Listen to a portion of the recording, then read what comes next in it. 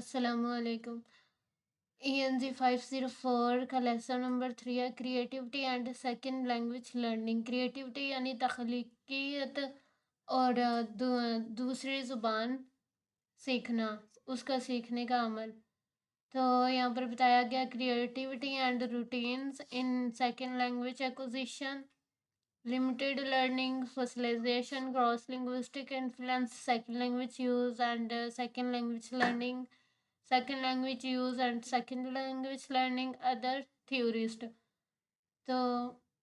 First है कि creativity यहाँ पर लैंग्वेज लर्निंग के हवाले से यूज़ की गई है, यानी कि किस तरह से जो ज़ुबान है उसको कैसे लर्न किया जाता है, कैसे उसमें तख्लीकी सलाहियत होती है। अगर इंसान में तख्लीकी सलाहियत ना हो तो ज़ुबान को सीखा नहीं जा सकता। कि क्रिएटिविटी जो है ये कोग्निटिव टर्म में, स्पेशली तौर पर कोग्निटिव टर्म में बहुत ही एक कॉम्प्लेक्स तस्वुर है, एक पेचीदा तस्वुर है, और यही वजह है कि जो थ्योरिस्ट हैं वो कभी भी इस तस्वुर की जो मुतफ़क्का डेफिनेशन है उस तक नहीं पहुँचे। तो नेचर के बारे में यानी फितरत के बारे में और क्रिएटिविटी की जो इकसाम है उसके बारे में बहुत से नज़रियात हैं। और ज़ुबान में लैंग्वेज लर्निंग के हवाले से देखा जाए तो जो क्रिएटिविटी है ये प्रोडक्ट से मुतल्लिक नहीं है, यानी ये कोई भी मसनूआत किस चीज़ से रिलेटेड नहीं है, यानी कोई चीज़ तख्लीक करने की सलाहियत उसके बारे में नहीं है, बल्कि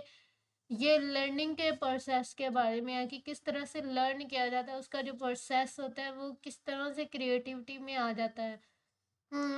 या इसका मतलब क्या है कि ये कैसे, जब हम एक टारगेट लैंग्वेज होती है तो वो उसमें हमारी क्रिएटिविटी थिंकिंग के ज़रिए से किस तरह से टारगेट लैंग्वेज जो है वो काम करती है, यानी टारगेट लैंग्वेज जो होती है उसके काम करने के तरीके को समझने का अमल जो होता है वो क्रिएटिविटी में शामिल होता है। यानी तख्लीकी सलाहियत, हमारे अंदर ये तख्लीकी सलाहियत होनी चाहिए। यानी जब हम कोई दूसरी ज़ुबान सीखते हैं तो वो हमारी टारगेट लैंग्वेज होती है, हमारी जो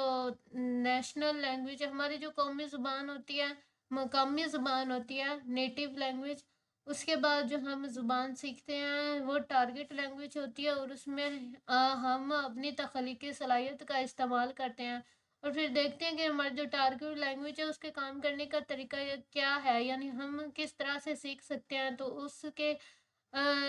काम करने के तरीके को समझने का अमल जो है वो क्रिएटिविटी में आ जाता है। नेक्स्ट है कि जो लर्नर्स होते हैं, यानी जो सेकंड लैंग्वेज सीखने वाले जो लर्नर्स होते हैं, सीखने वाले, उनको लर्नर्स बोलते हैं। तो उनके जो सतही अल्फाज होते हैं उन्हें जो रूल सिस्टम होता है, निज़ामी ज़ुबान का जो बुनियादी रूल सिस्टम होता है उसके साथ लिंक किया जा सकता है। और इवन जो टारगेट लैंग्वेज सिस्टम होता है उसके मुकाबले में, अगर तो वो बुनियादी जो रूल सिस्टम है अगर वो टारगेट लैंग्वेज के मुकाबले में कदीम हो चुका है या डिविएंट हो चुका है, फिर भी उसे लिंक किया जा सकता है जो लर्नर्स होते हैं उनके अट्रांसिस के साथ। और जो यहाँ आगे बताया हुआ है कि फार्मूले और रूटीन जो होती हैं ये बहुत ही एक अहम किरदार अदा करते हैं किस चीज़ में। जब नेटिव स्पीकर्स जो होते हैं जब रोज़मर्रा की वो लैंग्वेज यूज़ कर रहे होते हैं रोज़मर्रा, तो उसमें रूटीन और फार्मूले बहुत अहम किरदार अदा करते हैं। हमारी जो पहली ज़ुबान के ट्रांसिस होते हैं, यानी कि उसके में जो हम अल्फाज या अक़वाल जो भी बोल रहे होते हैं, अल्फाज, जुमले वगैरह, वो क्रिएटिविटी यानी तख्लीकी सलाहियत के और प्री फैब्रिक का एक कॉम्प्लेक्स मिक्स होता है। यानी हमारी जो फर्स्ट लर्निंग होती है उसमें हमारी तख्लीकी सलाहियत भी इस्तेमाल हो रही होती है और प्री फैब्रिकेशन भी यूज़ हो रही होती है, तो ये एक कॉम्प्लेक्स चीज़ बन जाती है।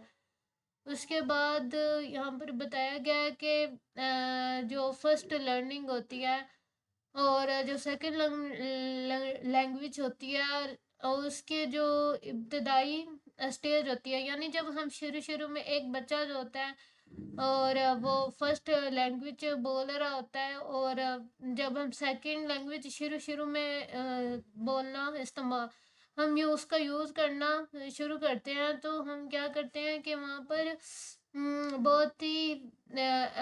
Chunks use analysed chunk use کر رہے ہوتے ہیں، یعنی اس کا واضح استعمال کر رہے ہوتے ہیں. انالائزڈ یعنی کہ غیر تجزیہ شدہ جو چنکس ٹکڑے ہوتے ہیں، جیسے ایویڈنٹ ہے تو یہ ایک چنک ہے، ینگ ہے تو یہ ایک چنک ہے، یعنی کہ مختلف ٹکڑے الفاظ کوئی بھی فکر ہے تو اس کے جو ٹکڑے ہوتے ہیں چھوٹے چھوٹے، جیسے گو، کم، ہیئر، دیئر، یہ چنکس ہوتے ہیں. تو چھوٹے بچے جب پہلی زبان یوز کرتے ہیں اور جب ارلی سٹیج ہوتی ہے سیکنڈ لینگویج کی، تو وہاں پر فریکوینٹ ہی یوز ہو رہا ہے، بہت ہی کثرت سے چنکس کا یوز ہوتا ہے. ان انالائزڈ یعنی غیر تجزیہ شدہ چنکس کا یوز جو ہوتا ہے وہ کافی زیادہ نمایاں بھی ہوتا ہے. تو جو سیکنڈ لینگویج لرنرز ہوتے ہیں وہ موسٹلی زیادہ تر جو نیٹو سپیکر ہوتے ہیں، یعنی کہ مقامی جو زبان بولنے والے جو سپیکر ہوتے ہیں، ان کی پروننسیشن میں ڈفرینٹ ہوتی ہے. اور جو سیکنڈ لینگویج لرنر ہوتے ہیں وہ زیادہ تر جو مقامی زبان بولنے والے لوگ ہوتے ہیں ان سے مختلف، یعنی کہ نمایاں طور پر مختلف رہتے ہیں، کیونکہ ان کا تلفظ جو ہوتا ہے وہ بھی کافی ڈفرینٹ ہوتا ہے. اور یہاں پر بتایا گیا ہے کہ اگر تو لرنرز کو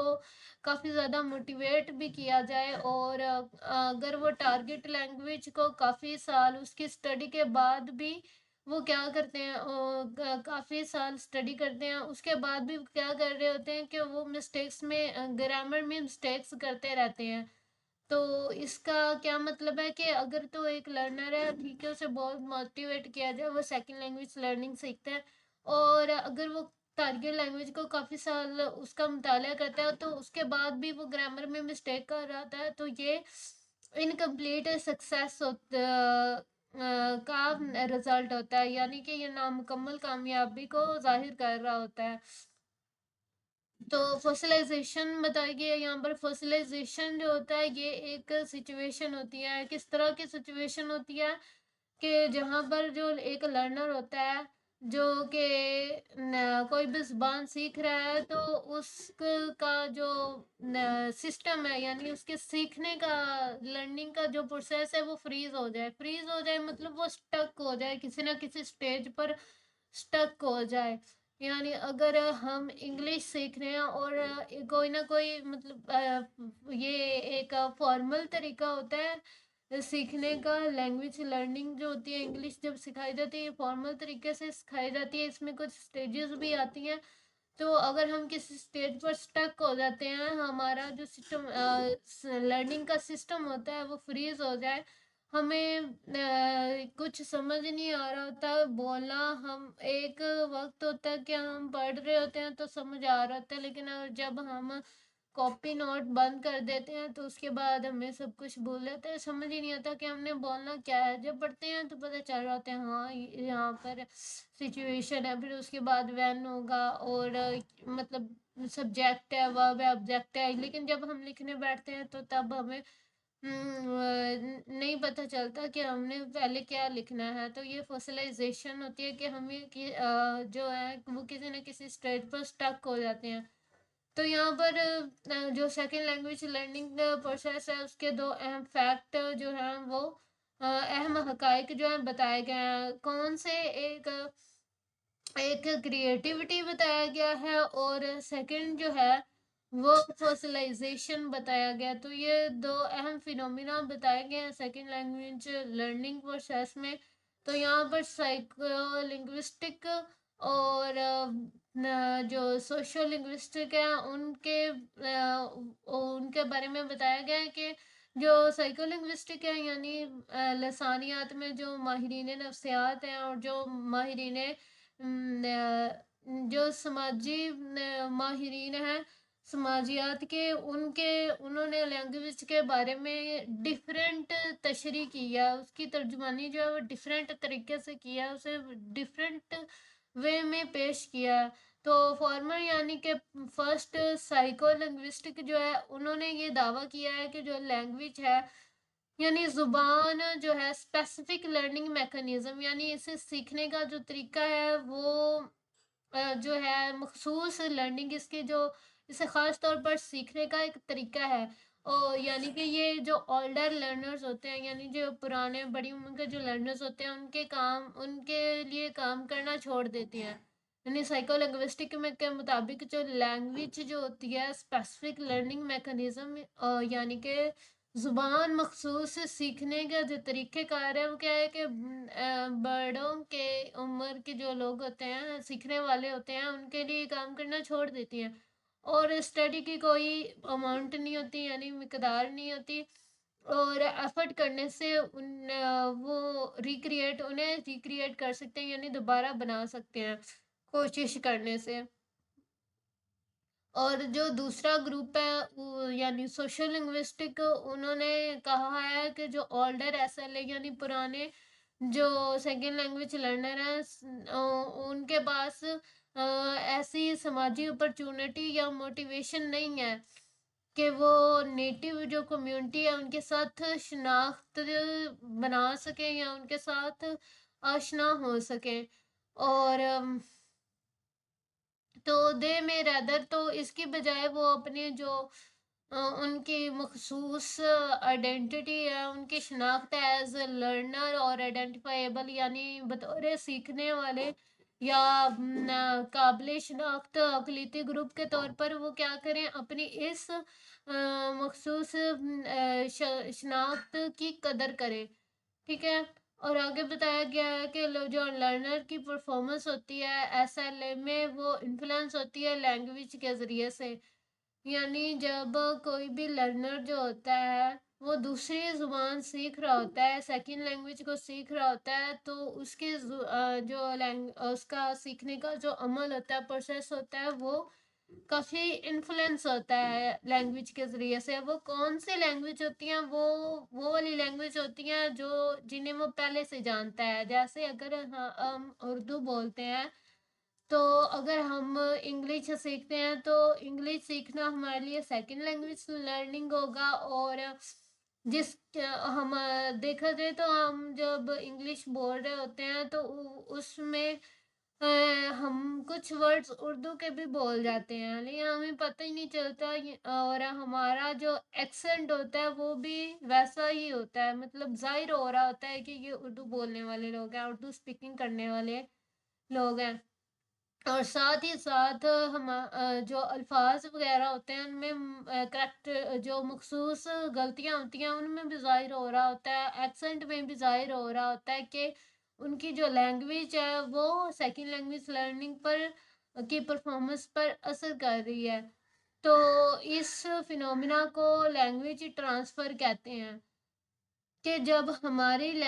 ہم سیکنڈ لینگویج سیکھتے ہیں اور وہ ہماری نیٹیو یا اگر ہم کوئی اور لینگویج جانتے ہیں تو اس سے وہ انفلوئنس ہوتی ہے یعنی اس کے اثرات ظاہر ہوتے ہیں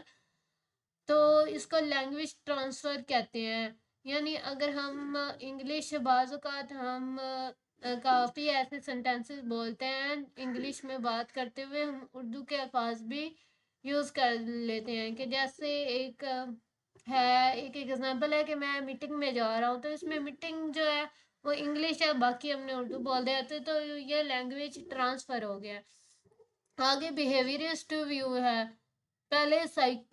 سائیکو لنگوسٹک کا ویو انہوں نے بتایا پھر سوشل لنگوسٹک کا ویو بتایا اب بیہیویئرسٹ کا ویو بتا رہے ہیں کہ جو بیہیویئرسٹ ہیں ان کے مطابق لینگویج جو ہے اس کا کیا رول ہے تو انہوں نے کہا ہے کہ جو لینگویج ٹرانسفر ہے یا پھر ہماری جو لینگویج ٹرانسفر سے ریلیٹڈ بیہیویئرسٹ نے کہا ہے کہ سیکنڈ لینگویج لرننگ میں مداخلت اور ایرر کا سب سے اہم سورس ہے یہ اہم ذریعہ ہے یعنی انٹرفیرنس اور کافی ایرر ہوتے ہیں جبکہ جو ریسنٹ تھیوریسٹ ہیں انہوں نے وسیع پیمانے پر یعنی کافی حد تک بہت ہی زیادہ مختلف ویو جو ہیں وہ فائنڈ کیے ہیں وہ پیش کیے ہیں लैंग्वेज ट्रांसफ़र जो ज़ुबान होती है, यानी लैंग्वेज जो होती है उसके एक लैंग्वेज के दूसरे लैंग्वेज पर इन्फ्लुएंस, और जो नेचर होती है यानी फितरत का जो असर होता है, और जो एक्सटेंट यानी कि एक्सटेंट होता है काफ़ी हद तक, और नेचर के इन्फ्लुएंस को उन्होंने डिफरेंट वसी पैमाने पर इसके जो व्यू नज़रियात हैं वो पेश किए हैं कि यहाँ पर बताया गया है कि एक ज़ुबान में अगर आप परफॉर्मिंग करना चाहते हैं तो उसमें कौन कौन सी चीज़ें शामिल होती हैं। तो अगर आप किसी भी लैंग्वेज में परफॉर्मिंग करना चाहते हो तो उसमें फर्स्ट स्पीकिंग यानी बोलना शामिल है, make sense of data we hear, कि जो डेटा हम सुनते हैं उसको समझना, इंटरप्रेट करना, उसकी यानी तर्जुमानी करना, फिर जो आने वाली ज़ुबान होती है, आ रही होती है ज़ुबान, और उसका जो डेटा होता है यानी उसकी प्रोसेसिंग करना, उसकी कार्रवाई करना, इनकमिंग लैंग्वेज डेटा की प्रोसेसिंग करना, इसमें ये चीज़ें शामिल होती हैं। आगे है कि लैंग्वेज जो होती है, अगर आप एक नॉर्मल लैंग्वेज भी सीख रहे हैं, मतलब एक नॉर्मल सी ज़ुबान भी सीख रहे हैं, तो उसके लिए जो सबसे ज़्यादा ज़रूरी चीज़ है वो है लैंग्वेज का इनपुट। यानी आप लैंग्वेज का इनपुट आप किस तरह का देते हैं, फिर आप अगर कोई भी ज़ुबान सीख रहे हैं तो उसका रिज़ल्ट उस पे बेस करता है जिस तरह का आप इनपुट दे रहे हैं। बिहेवियरिस्ट थ्योरी जो है यानी उसका एक और बताया गया है कि उन्होंने बिहेवियरिस्ट थ्योरी ने देखा है कि अगर आप रेगुलर यानी ज़ुबानी प्रैक्टिस करते हैं, यानी बोल चाल कर किसी दस्तावेज़ात के मुताबिक आप अगर ज़ुबानी बातचीत करते हैं तो ये दुरुस्त तरीके से बातचीत करने की जो आदत होती है उसको बनाने में, फॉर्मिंग में बहुत ही हेल्पफुल होता है अगर आप ओरल प्रैक्टिस करते हैं, यानी बाकायदा आप कुछ ना कुछ ज़ुबानी बात करते हैं बगैर किसी हेल्प के, किसी भी चीज़ के ऊपर से देखे बगैर। यानी जैसे बुक रीडिंग होती है तो वो ओरल प्रैक्टिस, तो ये वो एक प्रैक्टिस है। ज़ुबानी वो होता है जो आप देखे बगैर, किसी हेल्प के बगैर खुद कर रहे होते हैं। तो ये काफ़ी हेल्पफुल होता है कि आप करेक्ट लैंग्वेज फॉर्म कर सकते हैं।